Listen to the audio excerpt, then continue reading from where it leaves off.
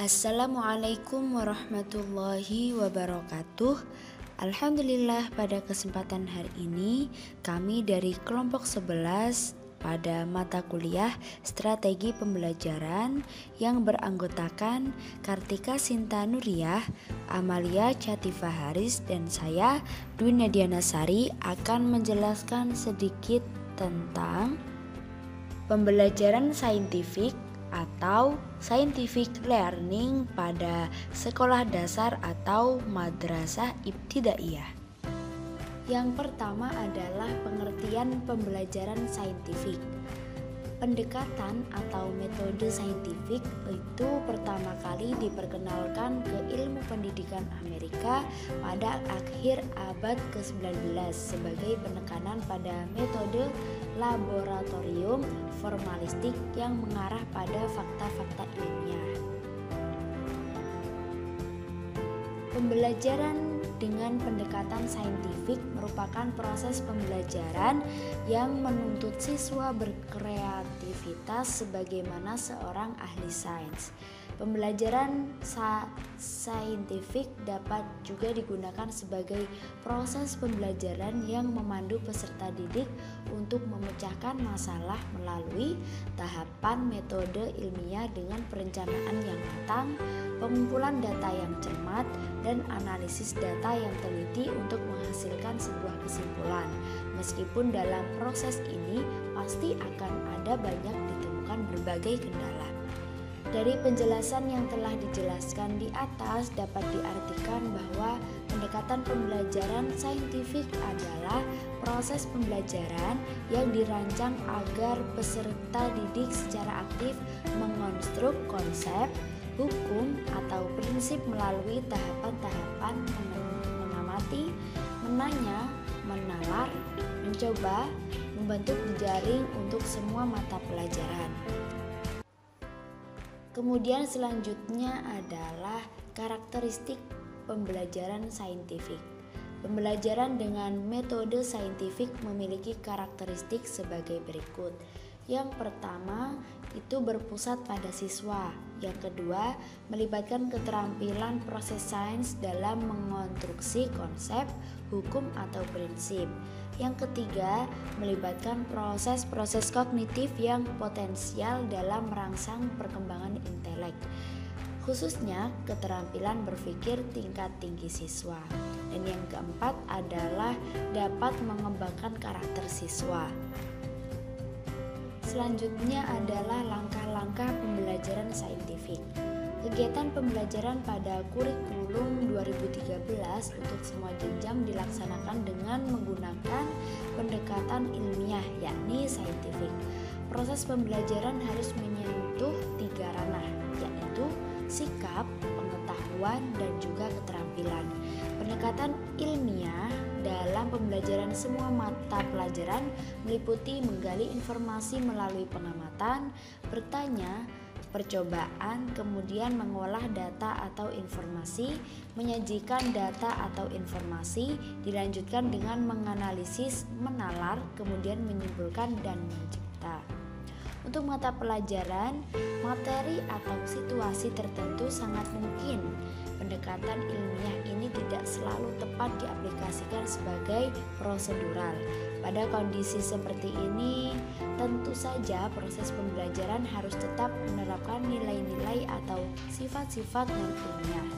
Pendekatan ilmiah dalam pembelajaran disajikan sebagai berikut. Yang pertama, mengamati. Kegiatan mengamati mengutamakan kebermaknaan proses pembelajaran. Metode ini memiliki keunggulan tertentu, seperti menyajikan media objek secara nyata. Peserta didik senang dan tertantang dan mudah pelaksanaannya.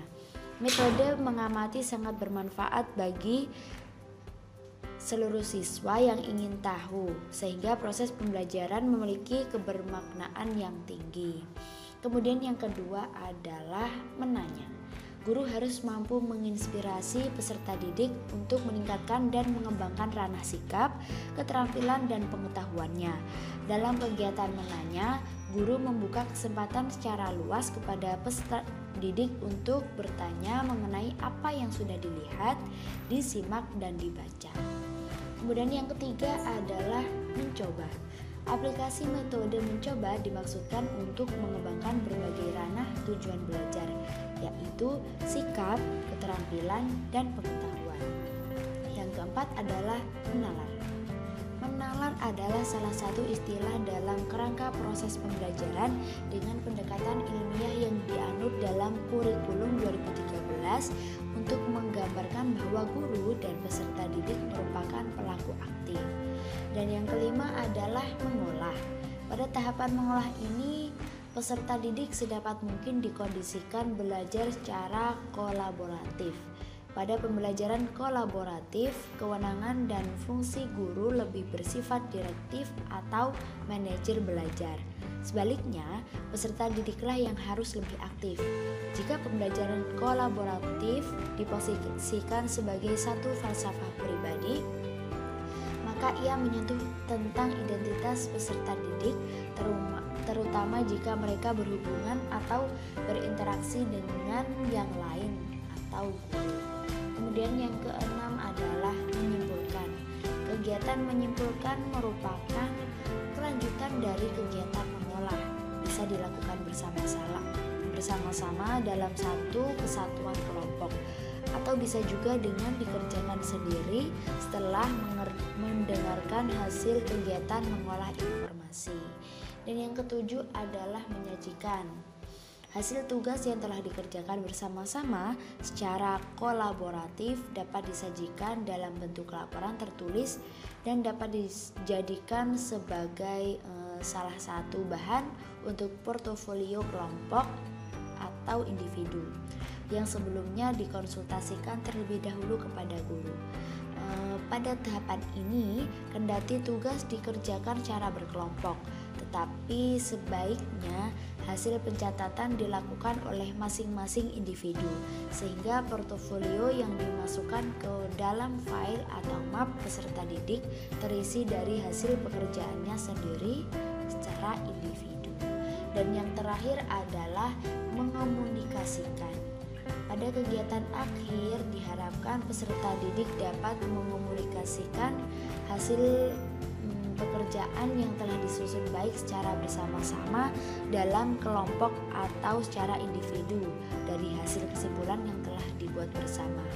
Kegiatan mengomunikasikan ini dapat diberikan klarifikasi oleh guru agar peserta didik mengetahui secara benar apakah jawaban yang telah dikerjakan sudah benar atau ada yang harus diperbaiki.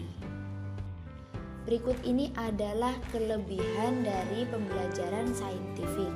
Yang pertama adalah memandu siswa untuk memecahkan masalah melalui kegiatan perencanaan yang matang, mengumpulkan data, dan analisis data untuk menghasilkan kesimpulan. Yang kedua, menuntut siswa berpikir sistematis, kreatif, kritis, dan melakukan aktivitas penelitian dan membangun konseptualisasi pengetahuan. Yang ketiga, membina kepekaan siswa terhadap problematika yang terjadi di lingkungannya. Yang keempat, membiasakan siswa menanggung resiko pembelajaran. Yang kelima, membina kemampuan siswa dalam berargumentasi dan berkomunikasi. Dan yang keenam adalah mengembangkan karakter siswa. Tak hanya kelebihan, pendekatan saintifik juga memiliki kekurangan atau kelemahan. Di antaranya dapat menghambat laju pembelajaran yang menyita waktu. Kemudian kegagalan dan kesalahan dalam melakukan eksperimen akan berakibat pada kesalahan penyimpulan. Kemudian apabila terdapat siswa yang kurang berminat terhadap materi yang dipelajari, dapat menyebabkan pembelajaran menjadi tidak efektif. Jadi dalam menyikapi beberapa kekurangan yang mungkin ditemui dalam penerapan pendekatan saintifik, tentu saja guru harus selalu berupaya meminimalisirnya. Misalnya untuk menghindari kesalahan penyimpulan, Guru perlu memantau sekaligus memberikan bantuan selama proses pembelajaran. Sedangkan untuk antisipasi pembelajaran yang menyita waktu maupun untuk menarik minat siswa, guru perlu melakukan persiapan matang termasuk dari segi bahan ajar yang memiliki kriteria valid, praktis, dan efektif. Mungkin cukup sekian dari kami. Mohon maaf apabila ada kesalahan, kurang lebihnya. Akhirul kalam wallahul muwaffiq ila aqwamit thoriq. Wassalamualaikum warahmatullahi wabarakatuh.